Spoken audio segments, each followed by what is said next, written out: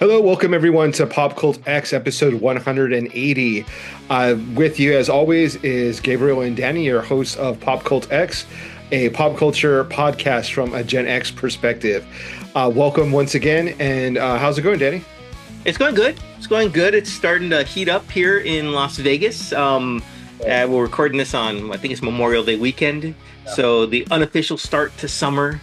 So people are now in the pool. The weather's, 98, 99, getting into the hundreds. So it's fun. It's good. I like it. How's it going down there?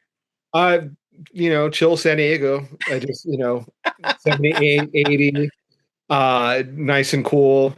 Like you said, everyone's jumping in the pool, getting ready for the summer. So yeah, everything's doing good. It's funny when I go visit San Diego now and it's like in the mid 70s, it's kind of cold. Yeah. It's weird.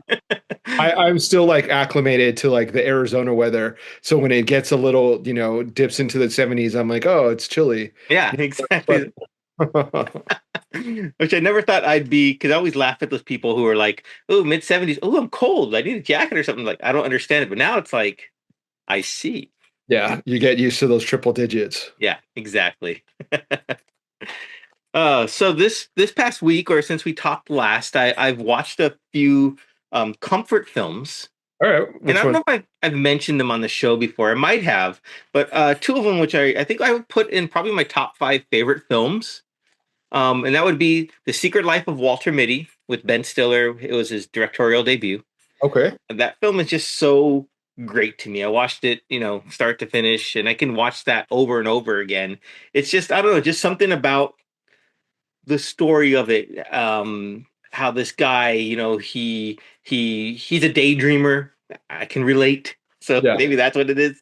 But he had to stop what he was doing, what he had planned his life, because, life gives you curveballs, and he had to go take on the responsibilities. So he, instead of doing what he wanted to do, he's toiling in his job, whatever, but he daydreams these imaginative, elaborate schemes and stories that he's in. So I can relate to that a little bit, but It's one of my favorite films. I would say probably top 3 for me. Wow. Yeah, it's really good. So Ben Stiller, thank you. I've seen the original too that it's based on, and it's a completely different story. Yeah. So I don't know which one's closer to the short story that was inspired both the films. Mm-hmm. I haven't read that, but the Ben Stiller version, and highly recommend it if you haven't seen it. Knocked it out of the park for you. Yeah, that's cool. What's the other film? The other film, it's probably one of my top 5 comfort films as well. It's Chef with Jon Favreau. Okay. John Leguizamo, Robert Downey Jr. is in it. And it's just, I don't know, it's just something about that, you have one idea of what you want for your life and stuff, and he's a chef, Jon Favreau. How come I'm not saying that right? Jon Favreau. Anywho, and then he has to go on this cross-country trip with his child and in a food truck, and it's just, it opens up his eyes to there's more than just what he thought his initial dream for himself was. Right. So, yeah, those are what I watched. How about you? I didn't watch any comfort films. It actually was kind of the opposite. I watched a film that gives you a lot of unease. I watched the new iteration of Final Destination, and I've come to realize that it's basically the film equivalent of my anxiety, like just kind of coming up with different scenarios where you can die and these elaborate, and I'm like, that's what my imagination does all the time. Like, I don't need to go see the movie. I imagine it just without the movie. So it was pretty good. I mean, it's you go and watch it for the surprise, death scenes, right? Like, it's the same as all the other films. Everyone dies in like a really creative, unique way. Yeah. And it was fun. It was fun to watch. I think that it's pretty much the same thing. They're not like breaking any formulas when it comes to the Final Destination series. But it was fun. It was kind of interesting. It starts off with the grandmother saving lives, and she kind of curses her family to be hunted by death because she escaped death. And then so it started coming after people in her family that weren't supposed to exist because she was supposed to die. Okay, And I and see. that's like the whole premise. So it was kind of interesting. It was a fun film. There are lots of creative ways that you can die, and they showed them on the screen. So that was fun. That's cool. I mean, I think I just seen the very first one, right? Yeah, And it's funny now because the next generation of people who are watching it and they see you see the memes now of like the log truck, and people who know not to drive behind this truck. So yeah. yeah, it's Like I said, it's literally just my reality of like having anxiety and like driving and like, okay, what if that truck slams on their brakes? And like, what if, my car goes slipping into this other truck? Like it just hmm. that's all it is for me, is just like the inside mind of someone who has anxiety. So when you watch a film like that, does that put you on edge a little bit, uneasiness, or is it It's just weird. It actually, I can enjoy it. I don't get like freaked out by it. I can enjoy the film, so oh, that's good? can sit back and relax and Sit back and relax and watch watch people. people die. Yeah, yeah, it's fun. It would let other people die So instead I of, get it is comforting then. So it's a comfort film. yeah, I Sure. guess it is a comfort film in a way. Yeah, we could justify that. Yeah. I think a lot of horror films could be considered comfort films because they kind of do make you feel good, right? Like it's like that high of like, oh, this is so scary, and then like the come down after the monster dies or they escape, and you kind of relax after that. So it's kind of like a roller coaster of emotions. Okay, you might be stretching it a little bit there, but I can see that. I mean, I get that. I get what you're saying. So it's like the comfort of knowing that it's not happening to you Yeah, yeah, in a pretty way. much. Yeah. Okay. We could I'll take that. All horror films are now comfort films. I like it. Yeah. Nothing more comforting than like Freddy Krueger or Jason, right? And them not haunting you, that's comforting. Yeah. Although if you were to live inside a horror universe, that world, which one do you think would be the most not scary to you, but the most one where you think you could survive the longest or the most comfort? I don't know. Just where If would I you want to go? yeah, if I had to choose a scary horror universe, I'd probably want to be in Nightmare on Elm Street, because if you remember, I think it was number three, Yeah, the Dream Dream Warriors, Warriors. Yeah. you could like have your own powers, so you could like Mhm. dream up a way to be more powerful than Freddy Krueger and at least survive a little bit. I mean, you can eventually he might kill you, but at least you have some sort of way to counteract his powers by coming up with your own super strength or whatever it is, abilities that you could try to defeat him. Other than just staying awake, right? Yeah, Yeah. drinking coffee and Rockstar or whatever. Yeah. Exactly. I'm surprised they haven't made a modern version of that, or maybe they have. What was the most recent Night Freddy Krueger They did a film? reboot of it, and it wasn't really successful because they replaced the Robert actor, England. Robert England, as Freddy Krueger, and I don't think people were buying it. No. Okay. I know. Speaking of reboots, and I know it. That's probably the one I would live in because I just won't go to Derry, Indiana, or wherever it's at. Just I'll be safe, so I wouldn't have to worry. But I think they're making a prequel series to that. It. Yeah, to like it's like the first haunt or the first whatever it is. Like, so I'm curious to see what they're gonna do with that.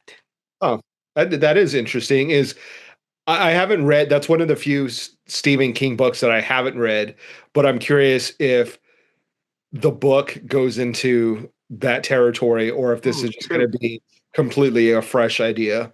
Good point. I'm not sure because I haven't read that one either. No. I haven't read it, Uh, but I did watch another reboot series, which is something that I think we can get into a little bit about because it was really good. I enjoyed it. I think you said you watched it and you enjoyed it, but I won't speak for you. And I'm talking, of course, about Netflix's new series, The Four Seasons. yeah, loved it. It's great. I thought it was really well done. I enjoyed it. I did not watch the film that it was based on, the Alan Alda 1981 film by the same name, The Four Seasons.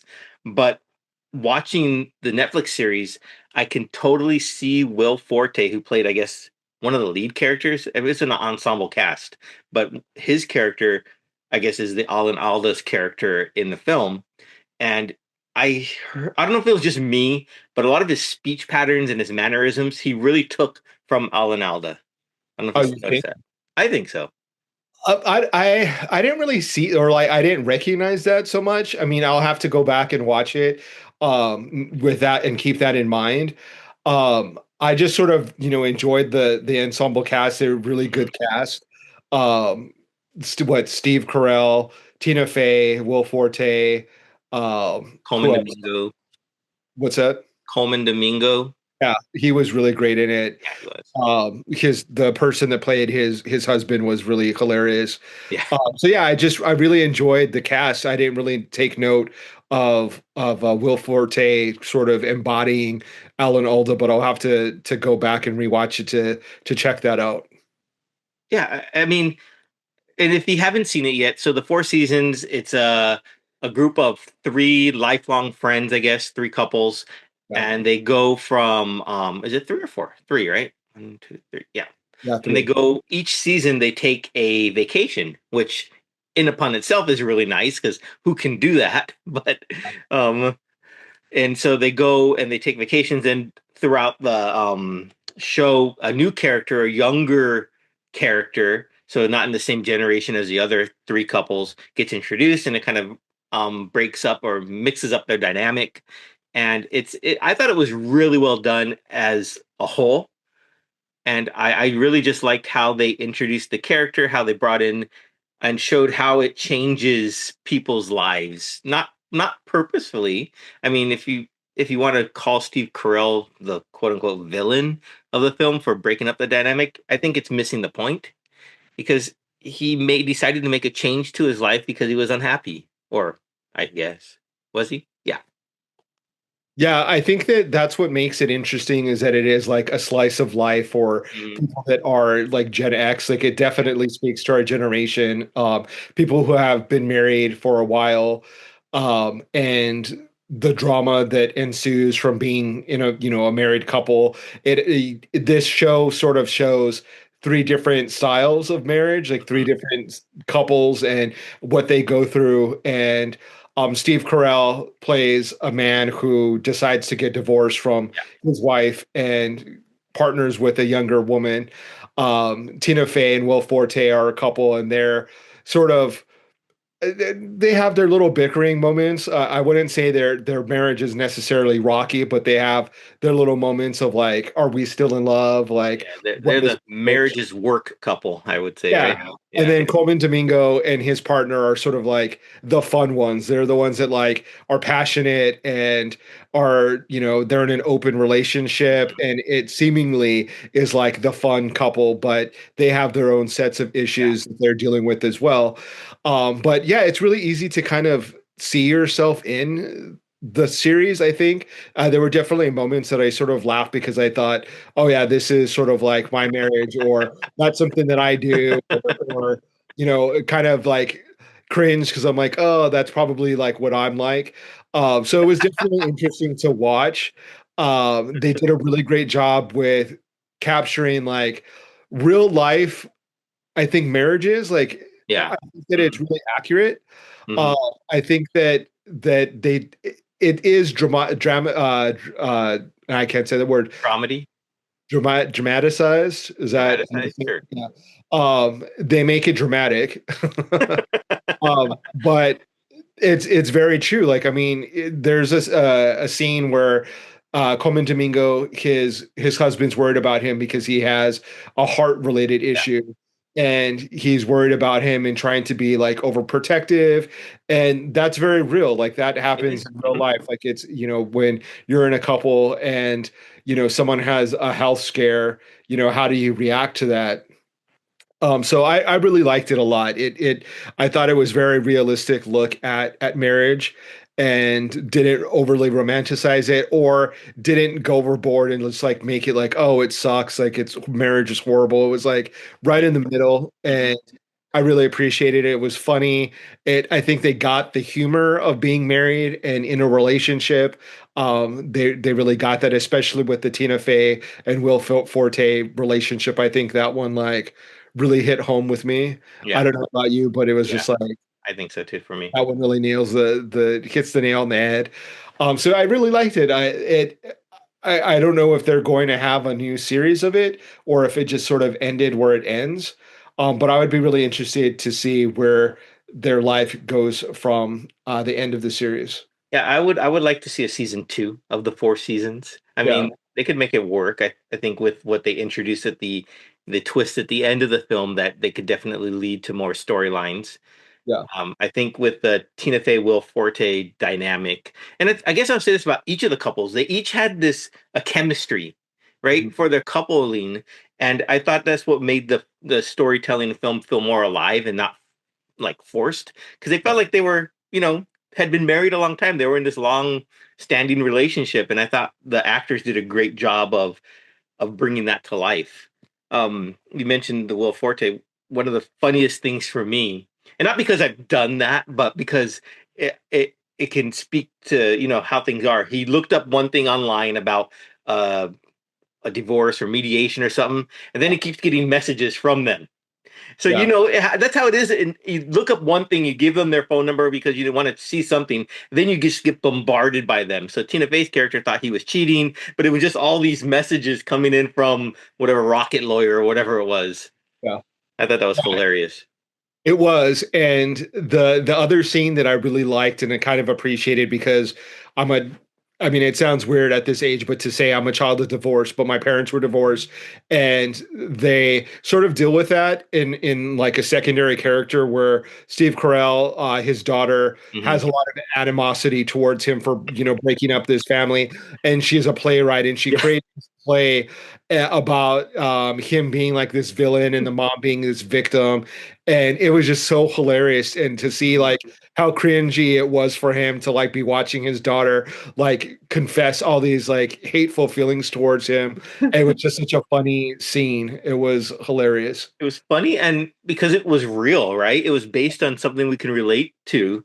And that's what made it even more funny because people have gone through that and that kind of cringe that the Steve Carell's character must have felt, especially because it was also about his new girlfriend. So, feeling for her as well. So it was Yeah, like when she didn't really do anything, at least from how they painted the picture, she came in after the fact. I know there was some his own demons or slip ups before then. I don't know if it was with her or not, but yeah. so it was, But yeah, that that's was so true. hilarious. Like, I mean, I that happened with my dad, where after he got divorced, he was dating a younger woman, and you just can't help but like have animosity towards that new person in your life. Like Mhm. you see them as like interloper and someone that is antagonistic or like whether or not they have good intentions or not, you just kind of hate them for coming into your life. And I remember I was the exact same way and like pushing back and trying to destroy the relationship, but um it was very real. So like that's what I really love about the show is that it's very real. And I think that if someone who's singles watching it, I think that it gives a really realistic point of view of what marriage is and that like marriage is work and you have your ups and downs um and it is funny and you have moments that you just kind of like sit there and you have to laugh with your partner because it just like the ridiculousness of life like happens Yeah. and you can't help but just laugh about it. Yeah. Yeah. And I think it also speaks to friend groups in a Yeah, way, and I thought that's another dynamic that we can get into a little bit and how they made time for their close friends to go with them four times a year. So one for each season, right? So imagine that. I mean, you have your own busy life. Each one has their own busy life going on, but they come together four times a year to go on this, whether it's a weekend trip or whatnot, to these destination vacations and get caught in a hurricane and everything. And it's just, I think it was really cool that a friend group like that got to stay together Yeah. for an extended period of time, because that's something, friends come and go, but the fact that they were able to maintain those relationships over an extended period of time was really cool. Yeah. Well, I mean, it speaks to the fact that relationships are work, that they're hard to Hmm. maintain, whether it be a marriage or a long-standing friendship. Yeah. It takes work in keeping that afloat. And it's an interesting dynamic where they introduce a new character into the friendship circle and how that changes Hmm. um things. And that's something that is very realistic, is like, what do you do when you have this set friend group, and then someone brings in a new girlfriend, a new boyfriend, a new wife or husband, and Hmm. you don't like them at first, and you have to kind of get along with them, and it just changes the whole dynamic. And that's something that is very real life, very true and Yeah. realistic, and something that is fun to watch because it's so real. It is. And I think they addressed it from both angles. So not only did the younger girl get introduced into their long-standing relationship, friendship, but he went and met with her friends too. Yeah. Which, of course, during that time, he realized that he didn't have really much in common with anything from that younger generation. So Yeah. he secludes himself, Steve Carell's character, and and I think they did a great job when they told the story, the same story, but in two different places, Right. right? So all the references from the friend group, they were understanding everything. They knew it was all, but they couldn't remember one person's name. And then Steve Carell, when the other friend group was telling it, and no one got any of the references, and except he knew the character person's name that they were missing in the other friend group. So it just shows, I guess finding new friends is great, but also you need that connection with your peeps. Yeah, and it's the other thing that was kind of interesting about that is someone from our generation, someone that's like Gen X, trying to, be youthful and hang out with someone that is a lot younger than them. I found that to be humorous as well, because I just feel like it would be exhausting to be with someone that's in their 20s and, going to like festivals and going, snowboarding and doing all these things, these activities that are, kind of reserved for young people, and trying to keep up with them would be just, it would be exhausting. I think there was a really good scene where Coleman Domingo is kind of giving Steve Carell's character a lecture, saying, you should be introducing your young Yes. girlfriend into Yes. like sophistication and into Hmm. things that we're into, versus like trying to change yourself into this younger Kip character. Hmm. And I thought that was really kind of poignant, because I thought it was really true. Like, yeah, you should want to elevate that person and Yes. elevate their taste and their perspective, as opposed to trying to like dumb yourself down to like, not that young people are stupid or dumb, but inexperienced, and this whole friend group are fairly wealthy. Obviously, they're going on these vacations like every year. So, bringing them up to your level of success, and I thought that was an interesting perspective as well. No, you hit it right there. I think that was, and I remember when he said that to him, like in the May December relationships, you're supposed to elevate them, Yeah, go down to their level. And yeah, I think that was perfect. I mean, I guess in a way, I can see Steve Carell's character. I think Nick was his name. Want to relive his youth, and that's what he was doing by doing that. So, get a do over in a way to a yeah, certain degree. And I can understand that. I mean, you're so long in one mode, and that you feel like you missed out on so much. So you want that opportunity. So finding someone who might be youthful might help you live that life that you thought you missed, even though you probably did have a pretty great life to begin the first time around. yeah. Well, it's tempting, right, to Yeah. go back and relive your youth, but I think that I mean, as much as I want to say like, oh, like age is just a number, and you can be youthful at heart, like the reality is that like I don't like to go out late at night anymore. I don't really like to drink anymore to excess. So I'm definitely like a curmudgeon, like old man, that I'd rather Privilege.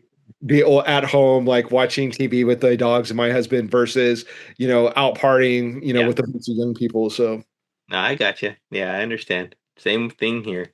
You know, Yeah. I'd much rather be at home just watching a nice movie like Secret Life of Walter Mitty or Chef, and then going out to EDC, which happened here in Vegas last weekend. And yeah, those times are past.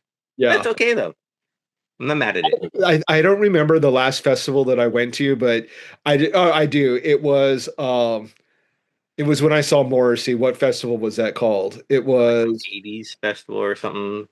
uh I'm not going to remember because I'm old, but it was I saw Morrissey. He was a headliner, and I had allergic reaction to the sun. My feet were and back were killing me by the end of the night. Like people smoking was getting on my nerves, and I was like, I want reserved seats. Like I want to be in VIP right now. I don't want to be in the like mosh pit or like Right. in general admission. Like I want a little bit of luxury. Like I would rather Yeah. pay Yeah. an extra price so that I can have a seat and watch the show from like a nice air conditioned or at least like a fan versus like sweating in mass with everyone else. Like I'm just over it. I hear you. I hear you. We're at the point where luxury and luxurious, so more quality than quantity. Yeah. Yeah. Pro World Festival is what it was called. Okay. Yeah. You remembered it. Yeah. It came to me in my old age. Another thing that was hilarious about that festival, though, just to kind of go off on a tangent, is to see all, the quote old people like still like living in their youth. Like you had a lot of like goth people dressed in like all black and like Mhm. leather and like white face makeup, and it was like 100 degrees in Pasadena, and they're like sweating, and it's like, why did you dress like that? You should be in like shorts and a t-shirt. Yeah, they're miserable, but hey, gotta Yeah, live that I mean, life. they're already miserable. They love it. And, Exactly. and, so it was just kind of funny seeing like these old goth people like, in their 50s and they're still like teasing their hair like Robert Smith of The Cure and still putting on like white face makeup and still dressing in leather. And you kind of have to admire it because I mean, at this point, they're not dressing on for a trend. That is who they Yeah, are. that is true. So you Yeah. kind of have to recognize the fact that they've been consistent, if nothing else. They didn't go to Hot Topic for their stuff, is what you're saying. They Yeah, probably just went into their wardrobe and pulled it all out. yeah.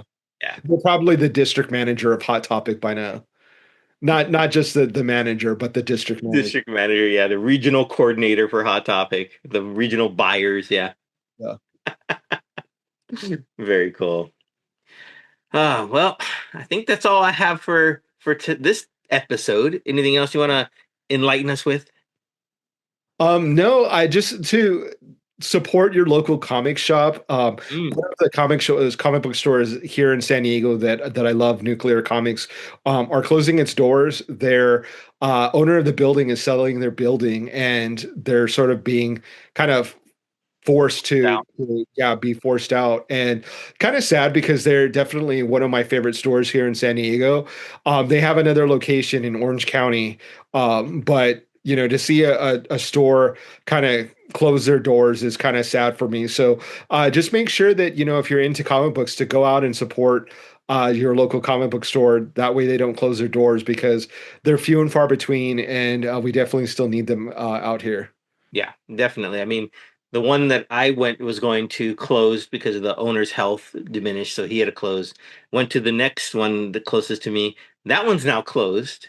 Oh wow. Yeah, so I don't know what happened there. But yeah, definitely go support those guys. They're living their dreams and distributing all the good comic books for us to read. Yeah, absolutely. Yeah. I have like a bed full of books that are like stacked up because I went and they were having a 50% sale off of graphic novels, Oh wow. and their back issues are 50 cents, and um I had to help them out. So Yeah, I bought a lot of stuff. So have a whole bunch of books to read now. there you go. So next episode, you guys, Gabe's gonna give us a nice little book report of every single comic book he read from that sale. So Yeah. It's a nice problem to have, right? yeah, that's true. With that being said, thank you everyone for continuing to support us here at PopCultX. We really appreciate that. Be sure to like, subscribe, share, and I guess we'll see you guys next time. Stay safe, everyone.